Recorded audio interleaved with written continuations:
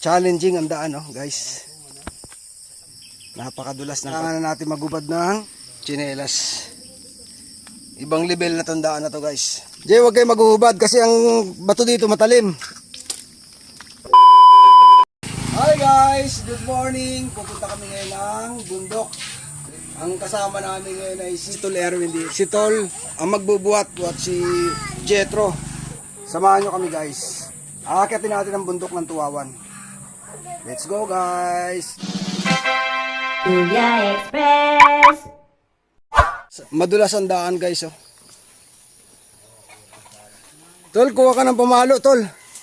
Baka sakaling may sawa or ahas diyan. Yan, oh. Meron tayong dala-dala. Para kung may ahas, matakot man lang. Papasok na kami ng wildlife, guys.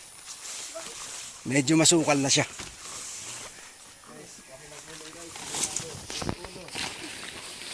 Medyo. Wala siyang daan, kakapa-kapain mo lang. Yun. Maputik. Sobrang putik, guys, oh, kaya kami umiiwas, oh. Ayan pa, oh. Oh, OMG. Maputik siya, guys. Ito na ba yung pinakamagandang daan, Tol? Guys, grabe. Ito na raw yung pinakamagandang daan, oh. Paakyat pa lang kami. Ay, paano pa kaya mamaya kung may dala kami saging, guys? Maputik. Naiwan na tayo ng mga Naiwan na tayo ng mga katropa natin. Habang tumatagal ang lakad, challenging ang daan, no, guys. Dito rin tayo dadaan pabalik. Kailangan na natin magubad ng tsinelas. Ibang level na tong daan na to, guys. Jay, huwag kayo maghuhubad kasi ang bato dito matalim. Go.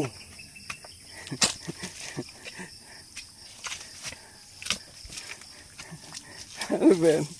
Diyan ka na umapak sa gitna. Nakamuta ka eh. Ha? Hindi, bakit ako? Nakapaa ako. Ayos naman, oh. Go lang. Kaya naman, carry naman eh, oh. Buti lang, hindi mo sinama si Sak. Packet pa lang, guys. Napakalaking challenge na, oh. Para malaman nyo kung ano ang buhay ng mga farmers dito sa probinsya. Oops! Oops! Careful. Kita nyo naman tong daan na to.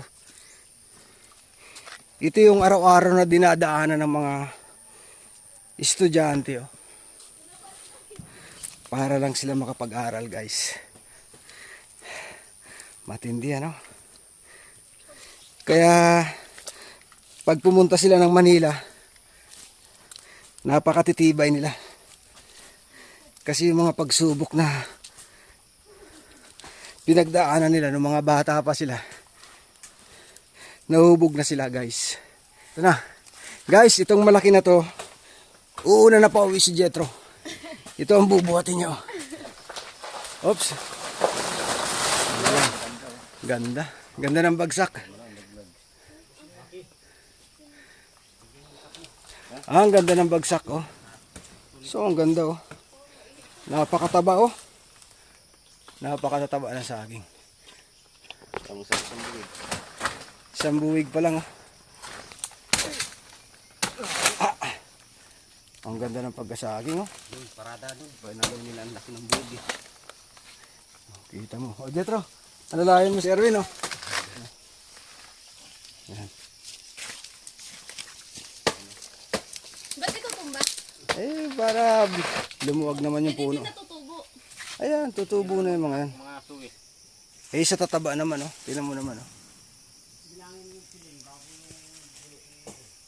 Grabe, ang dami yung bunga, oh. Maganda ang saging pala dito, guys. Maganda ang lupa. Another one, guys. Ayan, oh.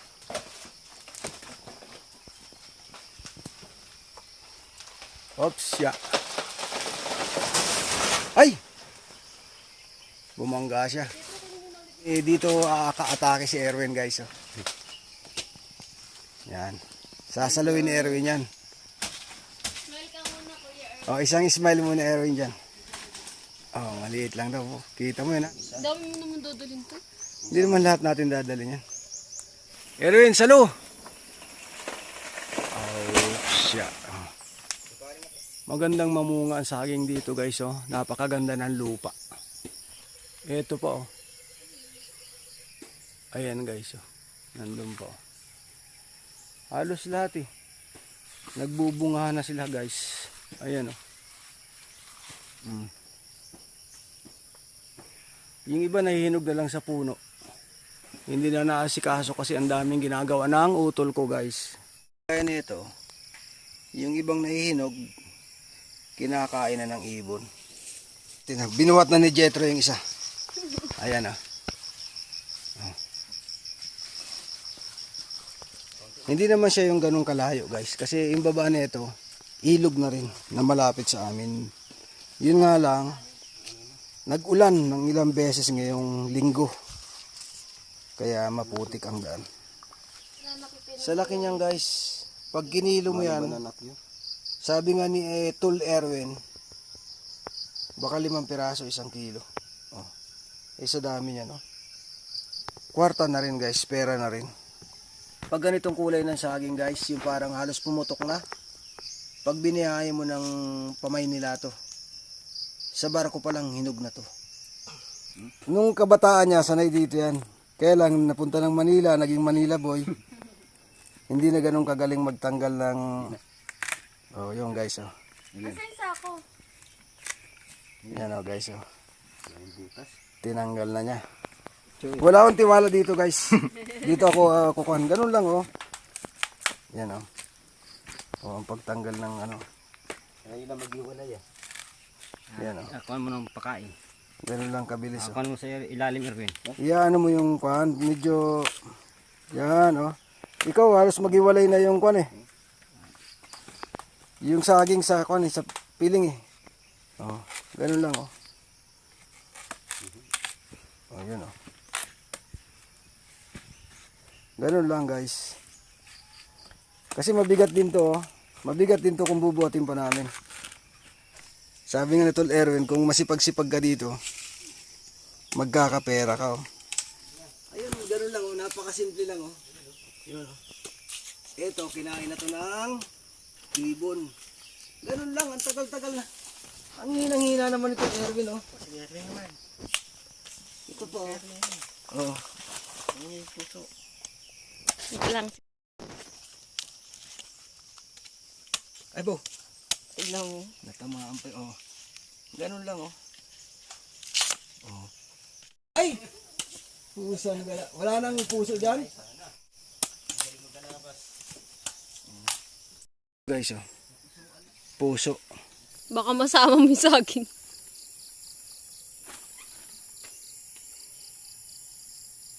Ganun lang guys. Kayang-kaya na yan ni Tol Erwin. Yorn. Guys, may puso na ako. Oh yan. May puso na siya. Kahit wala siyang jowa, at least may pusong nakuha siya. 2 puso ko. Masarap tong ginataan. Puso ng saging. Malaki-laki tong sako na to guys. Oh. Ang laman niya ay 2 buwig. Yan oh. Tinitingnan niya kung paano niya didiskarte ang pagbuhat. Oh. Oo pa ito. Wag mong pakapunuin tol. Kawawa yung gabuhat eh. May dala na rin kaming niyog para panggata sa puso ng saging. Masusubukan natin si Jetro ngayon kung gaano siya kalakas, guys. Di ba yan ini-slide lang? Oh, kasi ang ganda-ganda ng saging, kung i-slide mo lang yan, masisira lang yan. Nabalatan natin ang niyog, guys. Para gumaan-gaan.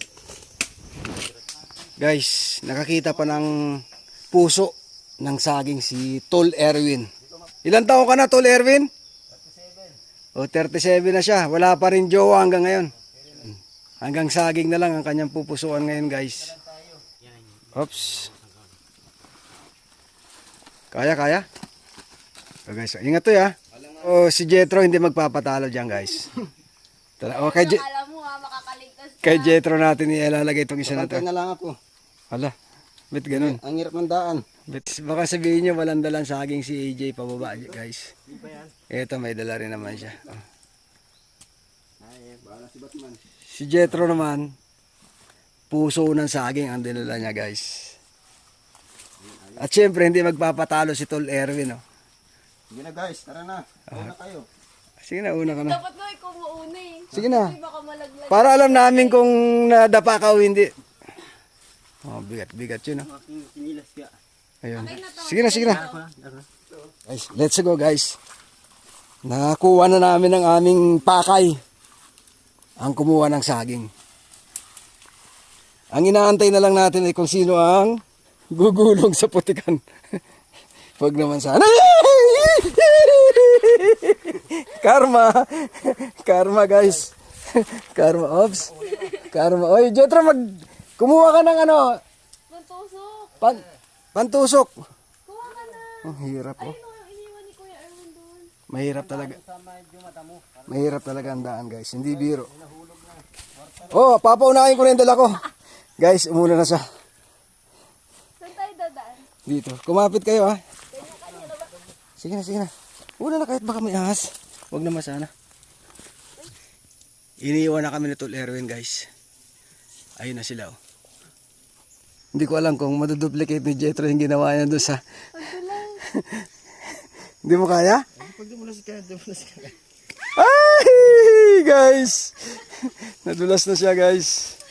Ito rin si Jetro. Hindi rin yan. Mahirap talaga. Challenging talaga itong daan na to. Oh. Hindi siya biro. I-off ko muna yung camera ko, guys, kasi baka mabitawan ko pa o madiskrasya naman yung camera. Para siyang lubluban ng kalabaw, guys. Oh. Sa putik. Salamat naman at mukhang makakarating kami ng baba na walang nadulas.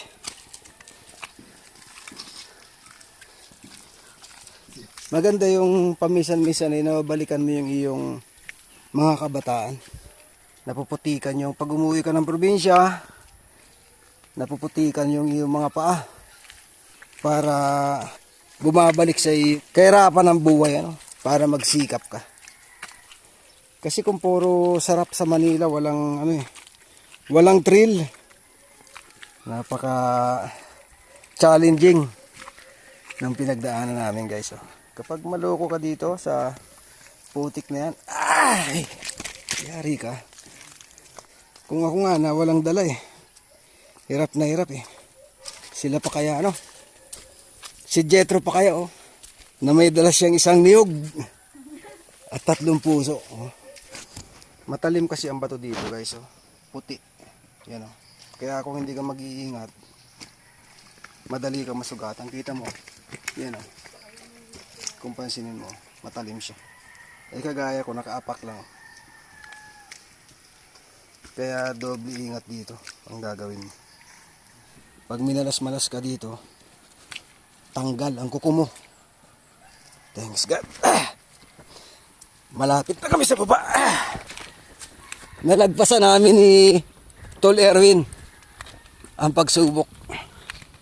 Guys, oh. Para ka nagtanim ng palay, nagtalok. Oh.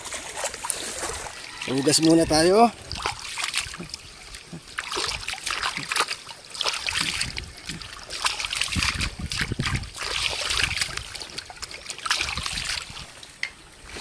Labo ang ilog eh, oh. Yan oh. Yan. Oh, kita mo naman oh. Papalit naman tayo. Yan. Ito naman ang dadali nating puso ng saging. Tapos si AJ, syempre hindi magpapatalo. Galing bundok, may dala rin siyang saging. Oh. Nakita ko tayo saging. Kala ko ba? Kay Tol naman yung isang sako. Okay, tayo na, let's go. Let's go, guys.